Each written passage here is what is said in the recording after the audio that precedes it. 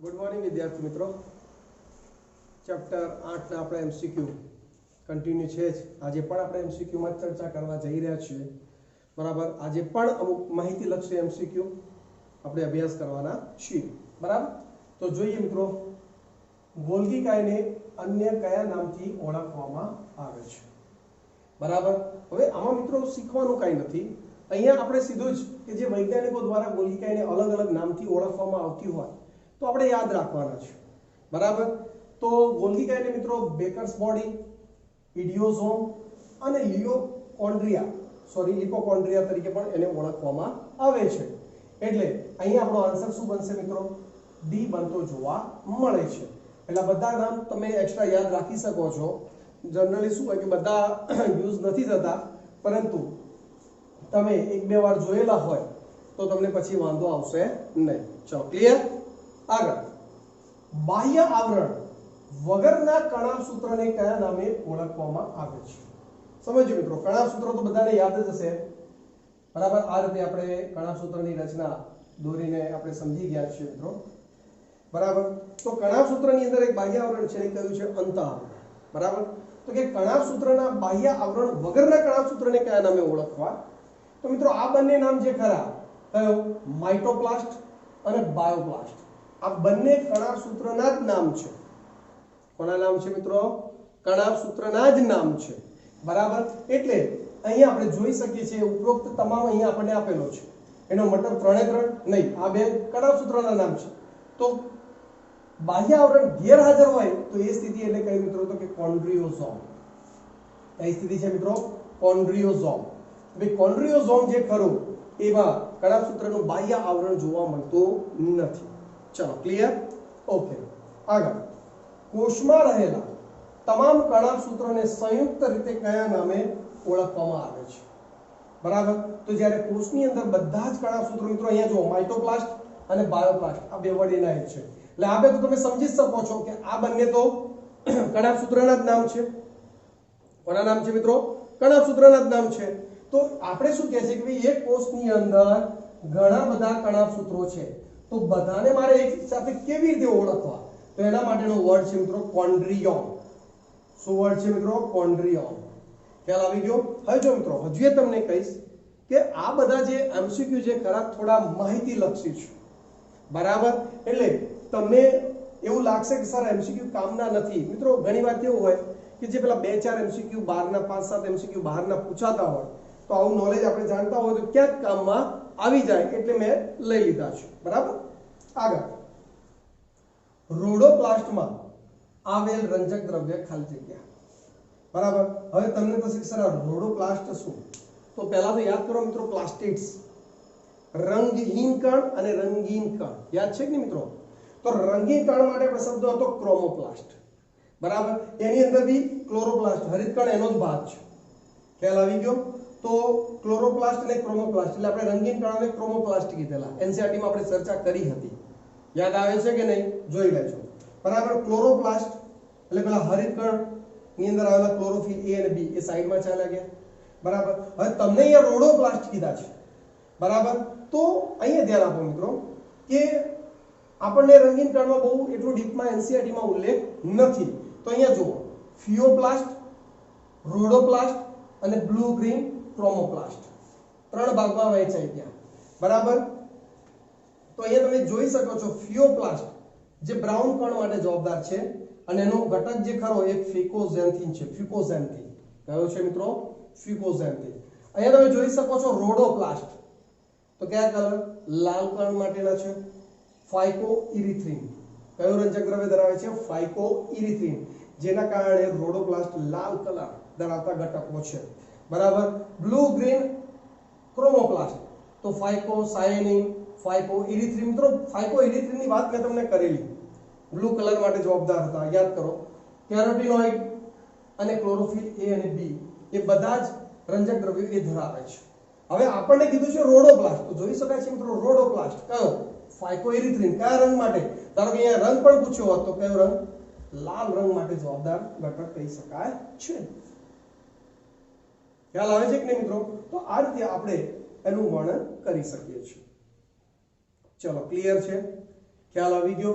તો અહીંયા મિત્રો આપણે જે પણ આ ચાર MCQ જોયા એ ટોટલી માહિતી લક્ષી છે, કારણ કે NCERT ની અંદર આ બધાનું કોઈ જ ખાસ વર્ણન નથી, પણ છતાંય ગોલ્ગીકાય, કણાભ સૂત્ર કે રંજક કણ સાથે સંકળાયેલા ટોપિક છે જે NCERT માં આવેલા છે, બરાબર. અને આપણે અહીંયા MCQ જે આપણે ચર્ચા કરી રહ્યા છીએ, જે બુક સોલ્વ કરી રહ્યા છીએ એની અંદર વચ્ચે આવ્યા છે, તો આપણે એની ચર્ચા કરી લીધી, બરાબર. ઓકે, જે દિવસે આ બુક તમારી હાથમાં આવશે મિત્રો, બધું જ મટીરીયલ એને એક વાક્ય, બે વાક્ય અથવા તો એક નાના કોન્સેપ્ટ બેઝ દરેક થિયરીની અંદર આપેલા છે, ખબર પડી? એટલે તમારે એ વખતે ટેન્શન નથી લેવાનું. જેવી બુક તમારા હાથમાં આવશે એટલે બધા જ પોઈન્ટ તમને ત્યાં જોવા મળી રહેશે. ચલો, ક્લિયર છે? Okay, ready? નહીં હોય તો શક્ય હોય તો એ બુકની PDF બી શક્ય હોય તો હું તમને મોકલી દઈશ, કારણ કે હવે ચેપ્ટર પૂરું થઈ ગયું છે, તો એની PDF તમને મળી જશે, કે જેથી શું થાય કે તમે આગળની થિયરી વાઇઝ બી તમે આ MCQ ને સમજી શકો, જોઈ શકો. ચલો, ક્લિયર? ઓકે.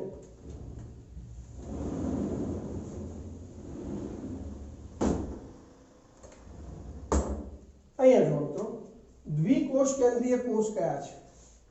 મતલબ એક કોષની અંદર કેટલા? તો કે બે કોષ કેન્દ્રોની હાજરી જોવા મળે. કેટલા મિત્રો? બે કોષ કેન્દ્રોની હાજરી જોવા મળે. તો એવા કોષને આપણે શું કહીશું? દ્વિકોષ કેન્દ્રીય કોષ. જ્યારે ભણાવતા હતા ત્યારે મિત્રો તમને મેં પેરામીશનનું ઉદાહરણ આપેલું હતું, યાદ કરો તો, બરાબર. પરંતુ અહીંયા જે આપણે વર્ટિસેલા પણ આપેલી છે. હવે મિત્રો અહીંયા જે પણ વર્ટિસેલા છે, ઓપેલિના છે, વાઉકેરિયા, આ બધા જ અલગ અલગ ચેપ્ટરો સાથે સંકળાયેલા સજીવો છે, બરાબર. એટલે એ બધા ચેપ્ટરો જેવા ચાલશે એટલે બધા જ કોન્સેપ્ટ ક્લિયર થવાના છે, બરાબર. અહીંયા તમને તકલીફ ન પડે, વચ્ચે તમે કોઈ જગ્યાએ અટવાઓ નહીં, એટલા માટે હું તમને થોડા સોલ્વ કરાવી રહ્યો છું. તો અહીંયા એટલું યાદ રાખો મિત્રો કે વર્ટિસેલા અને પેરામીશિયમ, બરાબર, એ બંને આપણે કેવા? તો કે A અને B બંને એટલે કે દ્વિકોષ કેન્દ્રીય કોષ કહી શકાય છે. એ બંને કેવા છે મિત્રો? દ્વિકોષ કેન્દ્રીય કોષ ધરાવતા કહી શકાય છે, બરાબર. આ પણ પ્રોટિસ્ટા, જે પેરામીશિયમ બી આપણે જાણીએ છીએ મિત્રો, પ્રોટિસ્ટા સમુદાયમાં આવે. ચેપ્ટર નંબર 2 ની અંદર તમારે ચર્ચા આવશે કે ભાઈ મોનેરા, પ્રોટિસ્ટા, ફૂગ, બરાબર કે નહીં? એના પછી આવશે તમારે વનસ્પતિ સૃષ્ટિ અને પ્રાણી સૃષ્ટિ, 5 સૃષ્ટિ વર્ગીકરણ આવશે. તો એ બંને પ્રોટિસ્ટા સમુદાયના સજીવો છે, બંને પેરામીશિયમ અને વર્ટિસેલા, A અને B, એટલે બંને દ્વિકોષ કેન્દ્રીય રચના કહી શકાય છે. ચલો, ક્લિયર? ઓકે, આગળ બહુકોષ કેન્દ્રીય કોષ ક્યાં જોવા મળે છે? બરાબર. હવે પેલું દ્વિકોષ કેન્દ્રીય, અહીંયા બહુકોષ કેન્દ્રીય કોષ, બરાબર. તો મિત્રો ઓપેલિના, રાઇઝોપસ અને વાઉકેરિયા. હવે તમે જોશો તો મિત્રો આ ત્રણે રચનાઓ હાલ પૂરતી NCERT માં કોઈ જગ્યાએ એનો ઉલ્લેખ નથી, કારણ કે બીજા, એટલે મતલબ આ ચેપ્ટર પૂરતો, પણ આગળના ચેપ્ટરોમાં બધાનો ઉલ્લેખ આવવાનો છે, બરાબર. ત્યારે એ તમને વધારે સારી રીતે ક્લિયર થઈ જશે, બરાબર. પરંતુ અહીંયા તમે યાદ રાખી શકો છો કે ઉપરોક્ત તમામ, મતલબ કે ત્રણે સજીવો ઓપેલિના, રાઇઝોપસ, ફૂગ, વાઉકેરિયા કે વુકેરિયા, એ ત્રણે કેવા છે મિત્રો? બહુકોષ કેન્દ્રીય કોષ ધરાવતા સજીવો આપણે કહી શકીએ છીએ. ચલો, ક્લિયર? ઓકે, આગળ વનસ્પતિ લાઇસોસોમ તરીકે કોને ઓળખવામાં આવે છે? વનસ્પતિ લાઇસોસોમ મિત્રો આપણે ખબર છે, આપણા ચેપ્ટરનો લાસ્ટ એક પોઈન્ટ હતો સૂક્ષ્મકાય રચનાઓ, જે પટલથી આવૃત રચનાઓ હતી, બરાબર. મેં તમને એક અંગિકા પણ એક્સ્ટ્રા બનાવેલી, કઈ? પેરોક્સિઝોમ. અહીંયા જો એક ઓપ્શનમાં પેરોક્સિઝોમ પણ છે, બરાબર.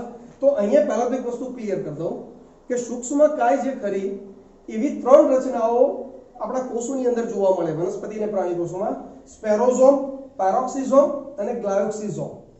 મેં તમને પેરોક્સિઝોમ તો એક્સ્ટ્રા અંગિકા તરીકે ભણાવી દીધેલી છે, બરાબર. પણ આજે આ 2 અંગિકાઓની પણ માહિતી આપી દઉં, જેથી તમારું આખું ચિત્ર ક્લિયર થઈ જાય, બરાબર. શું કહે છે જો સ્પેરોઝોમ?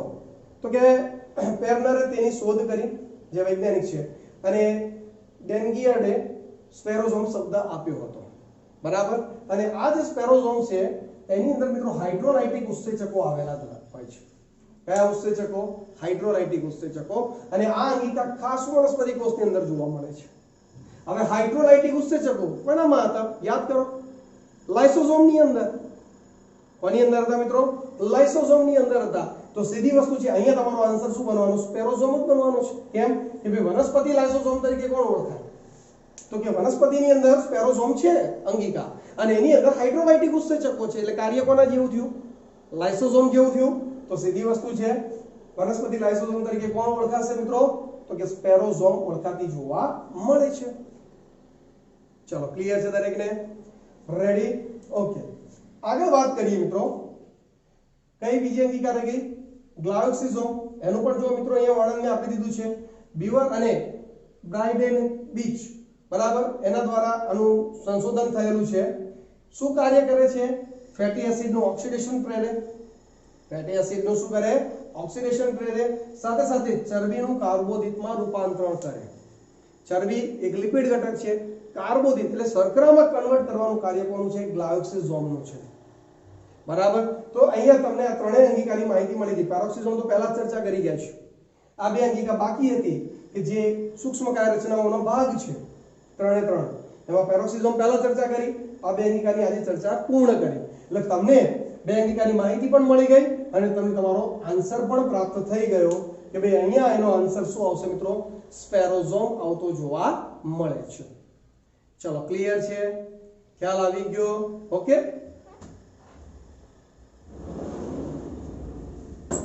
આગળ અહીંયા કહે છે મિત્રો શું જુઓ, ન્યુક્લિયોઝોમની ફરતે વેન્ટ્રાઇલ ડીએનએ ની લંબાઈ કેટલી હોય છે?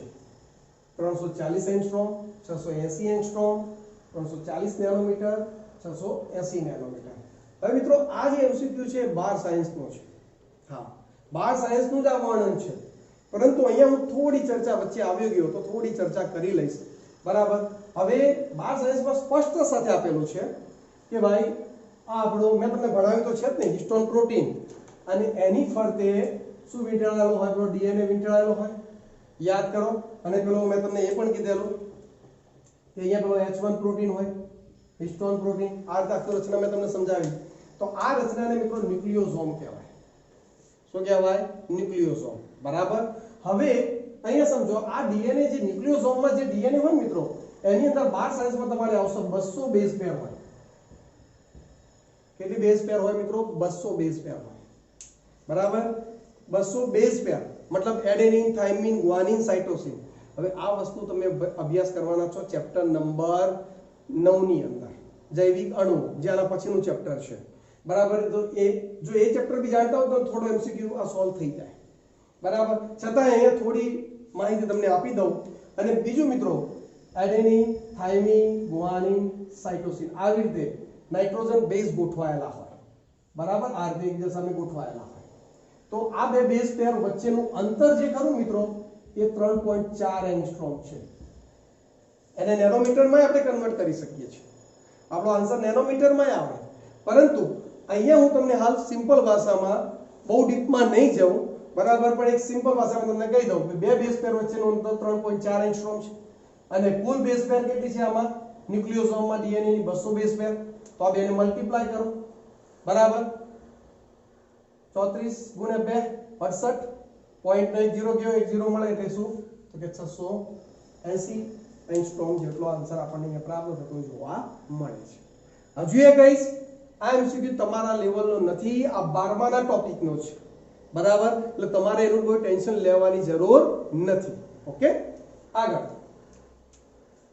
4 પ્રકારના હિસ્ટોન ઓક્ટામર જે જ્યારે ડીએનએ સાથે સંકુલ બનાવે ત્યારે તેને શું કહેવાય? મિત્રો આ તો તમને મેં ભણાવી દીધેલું છે કે આ હિસ્ટોન પ્રોટીન છે અને એની સાથે શું ફરતા ડીએનએ વીંટળાય તો બનતી રચનાને શું કહેવાય મિત્રો?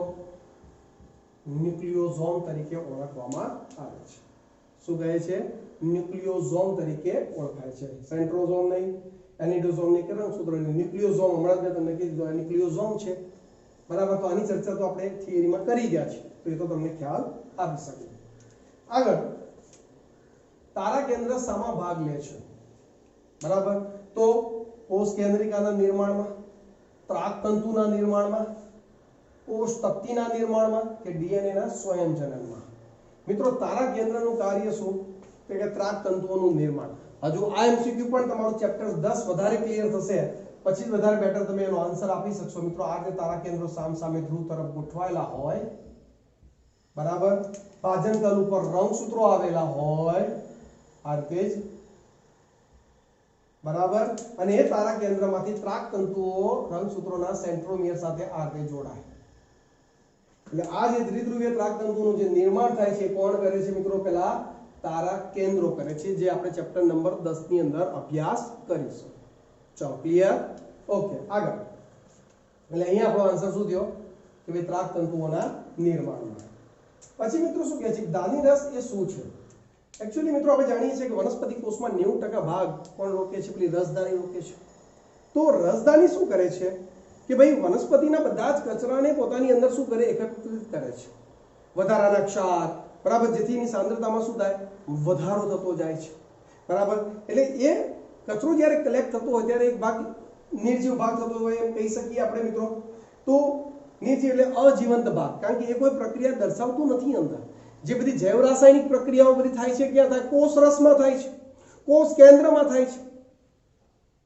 ખ્યાલ આવે છે કે નહીં? પણ રસદાનીની અંદર એવી કોઈ જ પ્રક્રિયાઓ થતી નથી. હવે આપણા ઓપ્શન જુઓ. રસદાનીનો અજીવંત ભાગ, રસદાનીનો જીવંત ભાગ, કોષ રસનો જીવંત ભાગ, કોષ રસનો અજીવંત ભાગ.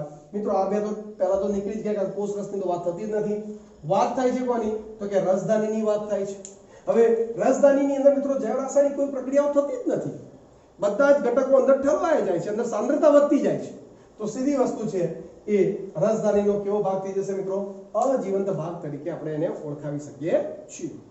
ચલો, ક્લિયર છે? ઓકે. આગળ એમસીક્યુ છે મિત્રો, જુઓ કે ભાઈ ગ્લાયકોકેલિક્સ કે જે કોષ રસ સ્તરમાં હાજર છે તે શામાં ભાગ લે છે? મિત્રો ગ્લાયકોકેલિક્સ, બરાબર, શર્કરાની વાત કરી છે, જે ક્યાં આવેલું છે? કોષ રસ સ્તરમાં આવેલું છે.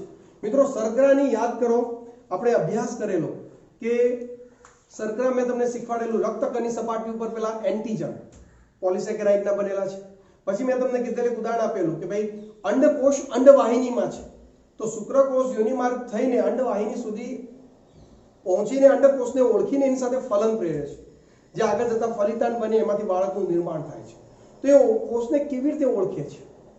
આ વિચારવા જેવો મુદ્દો છે મિત્રો. તો એનું રીઝન એ છે કે કોષરસ પટલમાં મુખ્ય ઘટક બે છે, દ્વિસ્તરીય લિપિડ અને પ્રોટીન, બરાબર. પરંતુ આ કોષરસ સ્તરમાં બાહ્ય સપાટી ઉપર ગ્લાયકોકેલિક્સ મતલબ કે શર્કરાઓની હાજરી જોવા મળે છે, જે કોષની ઓળખ નક્કી કરે છે. શું નક્કી કરે છે મિત્રો? કોષની ઓળખ ડિસાઈડ કરવામાં બહુ મહત્વનો ભાગ ભજવે છે, જે આપણે ઓલરેડી ચર્ચા કરી ગયા છે. હવે આપણા ઓપ્શન શું છે મિત્રો?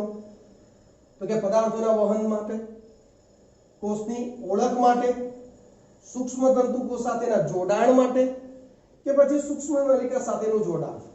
તો હવે આપણો આન્સર તરત જ મિત્રો ક્લિયર થતો જોવા મળે છે કે એનું કાર્ય શું છે?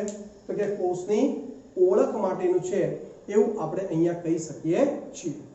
ચલો, ક્લિયર છે દરેકને? ખ્યાલ આવી ગયો મિત્રો? તો વિદ્યાર્થી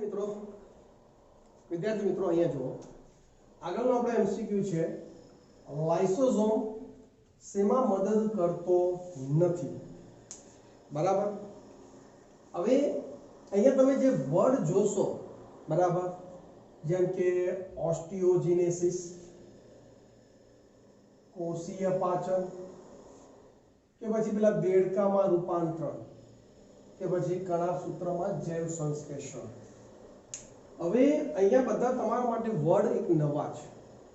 મેં તમને હજુ એ કહું છું, બધા ચેપ્ટર ચાલશે 11માના 12માના, ત્યારે આ બધા વર્ડ તમારા માટે એકદમ સરળ થઈ જશે, બરાબર. કારણ કે ચેપ્ટર નંબર 7 જે ખરું એની અંદર દેડકાનો ટોપિક આવે છે, બરાબર. ઓસ્ટિયોજિનેસિસ મતલબ કે અસ્થિ બંધારણને સાથે સંકળાયેલો ટોપિક, તો કે આપણે એમ કહી શકીએ કે આગળ 22મું કે 20મું ચેપ્ટર જે આપણું ખરું અસ્થિતંત્ર સાથે સંકળાયેલું છે, એમાં એ મુદ્દો છે, બરાબર. કોષીય પાચન, ઓકે, એ તો હવે આપણને ખબર છે, ને કણાસૂત્રમાં જૈવ સંશ્લેષણ. હવે મિત્રો પહેલા તો એ યાદ કરવું પડે કે લાઇસોઝોમ શેમાં મદદ કરતો નથી, મતલબ એ હેલ્પલેસ છે, કામ નથી કરતો. કોષીય પાચન આપણને ખબર છે, અને આ બંને ટોપિક એવા છે કે જે હજુ એ ચેપ્ટરો આપણે ભણ્યા નથી, બરાબર. પણ તમે અટવાઓ નહીં એટલા માટે હું ભાગ લઈ રહ્યો છું, બરાબર. બાકી આ એમસીક્યુ હું સ્કીપ કરી શકતો હતો, રેડી. પરંતુ એ તો એટલા માટે કન્ટિન્યુ કરું છું કે તમને એમ લાગે કે સરે હાલ એક આપણને શાંતત્વ આપ્યું છે, એમસીક્યુ આપણે પછી સર સમજાવી દેશે, બરાબર. એટલે જ્યારે આપણી સ્કૂલ શરૂ થશે અને જેમ જેમ આપણા ચેપ્ટર ચાલતા જશે, જે જરૂરી આવતા જશો, તમે જ આ એમસીક્યુ પછી સોલ્વ કરતા થઈ જશો, બરાબર. હવે અહીંયા ખાસ મિત્રો પાચન તો કરે જ છે, કોષીય પાચન એ ભાગ તો નથી, પણ આ ચેપ્ટર સાથે જોડાયેલું જુઓ મિત્રો, કણાસૂત્રનું જૈવ સંશ્લેષણ. મતલબ કણાસૂત્ર એકમાંથી બે થવા, मतलब કણાસૂત્રોનું નિર્માણ કરવાની વાત કરે છે। હવે યાદ કરો લાઇસોસોમ તો આપણી શું હતી? આત્મઘાતી કોથળી હતી, બરાબર। એની અંદર હાઇડ્રોલાઇટિક ઉત્સેચકો છે, કોઈ પણ ઘટકનું સરળતાથી શું કરી શકે? પાચન કરી શકે। કોઈ અંગિકા વૃદ્ધ થઈ ગઈ છે, જેમ કે કણાસૂત્ર વૃદ્ધ થઈ ગઈ છે, એનો નાશ કરી કાઢે, જેથી ત્યાં નવી અંગિકાનું નિર્માણ થઈ શકે, જગ્યા કરી આપે છે। ખ્યાલ આવે છે કે નહીં મિત્રો? એનો મતલબ એવો થયો કે જે લાઇસોસોમ જે ખરું એ કણાસૂત્રનું જૈવ સંશ્લેષણ નથી કરતું, એનું વિઘટન કરવા સાથે સંકળાયેલ છે। તો આપણો આન્સર શું બનશે? કણાસૂત્રના જૈવ સંશ્લેષણમાં। કારણ કે આપણને એમ પૂછ્યું છે કે લાઇસોસોમ શેમાં મદદ કરતો નથી, તો એ જૈવ સંશ્લેષણમાં મદદ કરતો નથી। એ તો ઉપરથી વૃદ્ધ કણાસૂત્રને મારવામાં, એનું વિઘટન કરવામાં આપણા સાથે શું કરે છે? હેલ્પફુલ થતો જોવા મળે છે। ચલો ક્લિયર છે? ઓકે। એના પછી વાત કરીએ મિત્રો કે ભાઈ હરિતકણ અને કણાસૂત્રમાં ડીએનએ ની હાજરી એ કયા સિદ્ધાંતને સમર્થન આપે છે? મિત્રો કોની હાજરી વાત કરી છે? ડીએનએ ની હાજરીની। સમજો મિત્રો, કોની હાજરી? ડીએનએ ની હાજરી છે। હવે એમ કે છે, પહેલો ઓપ્શન આપણને આપ્યો છે બંને અંગિકાઓ એટીપી ઉત્પન્ન કરે છે। મિત્રો કણાસૂત્ર તો એટીપી ના નિર્માણ માટે પ્રખ્યાત છે, કારણ કે આપણે એને કોષનું શું કહીએ છીએ? પાવર હાઉસ તરીકે આપણે એને ઓળખીએ છીએ। શું કહીએ છીએ મિત્રો? પાવર હાઉસ, બરાબર। પણ હરિતકણ જે ખરું મિત્રો, એની અંદર પણ બે તબક્કા છે મિત્રો। હરિતકણ આપણે બહુ સારી રીતે અભ્યાસ કરેલો, આ રીતે થપ્પી હોય છે, બરાબર। આને આપણે પટલમય તંત્ર કીધું, એના માટે એક શબ્દ વાપરેલો ગ્રેના। અને આ થાઇલેકોઇડની અંદર પેલા રંજક દ્રવ્યો આવેલા છે, જે વાતાવરણમાં રહેલા ફોટોન્સનું શું કરે? શોષણ કરે, જેના થકી એટીપી અને એનએડીપી જેવા ઘટકોનું નિર્માણ થાય। અને એનો ઉપયોગ ક્યાં થાય? તો કે વાતાવરણમાંથી આવેલા CO2 ના સ્થાપનમાં, જેને આપણે જૈવ સંશ્લેષણ તબક્કો કહીએ, જૈવ સંશ્લેષણ, બરાબર। અને ત્યાં આપણને કોનું નિર્માણ થાય? સ્ટાર્ચનું નિર્માણ થાય છે મિત્રો। કોનું નિર્માણ થાય છે? સ્ટાર્ચનું। એટલે એટીપી નિર્માણ તો આમાંય થાય છે, પણ એટીપી વપરાઈ જાય છે, બહાર દેખાતો નથી, ઉપયોગમાં આવતો નથી, બીજા ખોરાક નિર્માણમાં વપરાઈ જતો હોય છે। ખ્યાલ આવી ગયો? પણ છતાંય એટીપી ઉત્પન્ન થાય છે એવું આપણે કહી શકીએ। પણ આપણે તો કોની સમકક્ષ જોવાનું છે? ડીએનએ ની હાજરી। બંનેમાં ડીએનએ છે। તમે જો બીજી કઈ અંગિકામાં ડીએનએ છે? ગોલ્ગી ગાય, અંતઃકોષ, રસજાળ, રિબોઝોમ્સ, લાઇસોસોમ, કોઈ અંગિકા પાસે હરિતદ્રવ્ય નથી, મતલબ કે હરિતદ્રવ્ય ક્યાં? ડીએનએ ની હાજરી કોઈ અંગિકા પાસે નથી, સિવાય કે બે અંગિકા પાસે ખાસ છે। ઓકે, આગળ વધો। ગ્લાયકોલિસિસ એ બંને હરિતકણ અને કણાસૂત્રમાં થાય છે।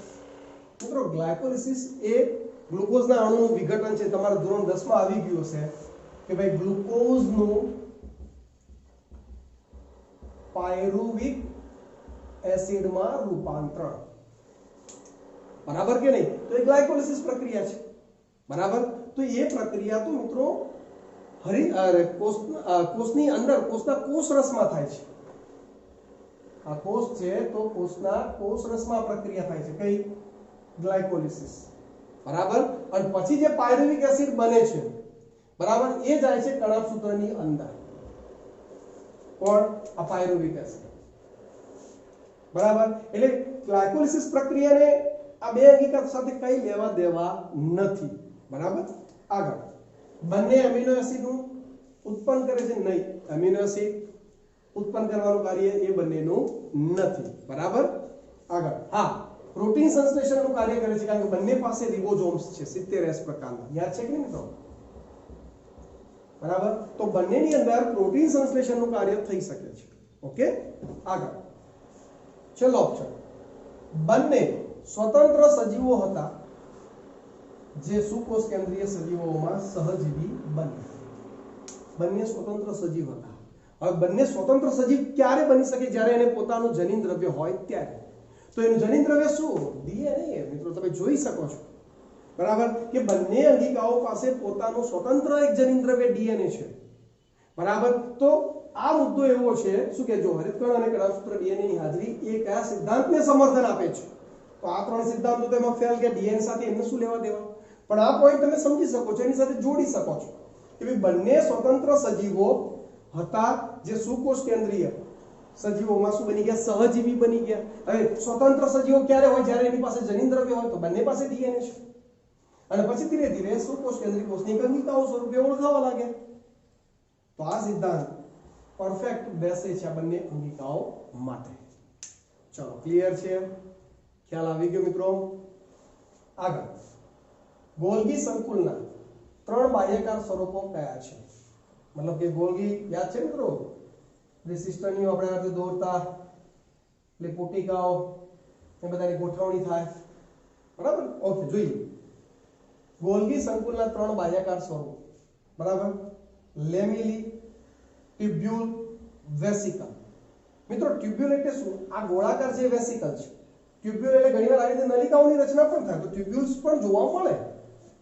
આ બે જોવા તો મળે, પણ તમને એમ થાય સર લેમિલી શું છે કે સર અમે એ જાણતા નથી કે લેમિલી વિશે અમને થોડું નોલેજ આપો, બરાબર. તો હવે લેમિલી વિશે જો આપણે ચર્ચા કરવી હોય મિત્રો, તો તમને અહીંયા હું એક હરિતકણની રચના દોરું, બરાબર. તો એની અંદર તમને સમજ આપી દઉં. યાદ કરો મિત્રો, આપણું જે હરિતકણ દોરતા હતા, બરાબર, એની અંદર આ રીતે આપણે થપ્પીઓ બતાવતા હતા, આ આધારક હતું. તો આ જે ખબર છે આપણે આ રીતે જોડતા હતા કે બે આ થપ્પી બે સાથે જોડાયેલી હોય, આપણે એને શું કહેતા મિત્રો? આંતર ગ્રેનમ પટલ કહેતા. તો એ આંતર ગ્રેનમ પટલ એટલે જ મિત્રો લેમિલી ઇંગ્લિશ વર્ડ છે, બરાબર. આંતર ગ્રેનમ પટલ એટલે જ મિત્રો શું એને લેમિલી તરીકે ઓળખવામાં આવે છે. મતલબ આ બે તો જોવા મળે છે, પણ આ ભાઈ તો ગેરહાજર છે. કોણ? લેમિલી. એટલે આ ઓપ્શન આપણો રોંગ થઈ ગયો, બરાબર. બીજો ઓપ્શન સિસ્ટરની, ટ્યુબ્યુલ્સ અને વેસિકલ્સ. સિસ્ટરની આવી ગઈ, નલિકાઓ આવી ગઈ, વેસિકલ્સ બી આવી ગયા. તો આ ઓપ્શન આપણને કેવો રાઈટ થતો જોવા મળી રહ્યો છે. છતાં બી અહીંયા પણ સિસ્ટરની છે, ટ્યુબ્યુલ્સ છે, ચેક કરીએ. ત્રીજા ઓપ્શનમાં સિસ્ટરની, ટ્યુબ્યુલ્સ અને લેમિલી.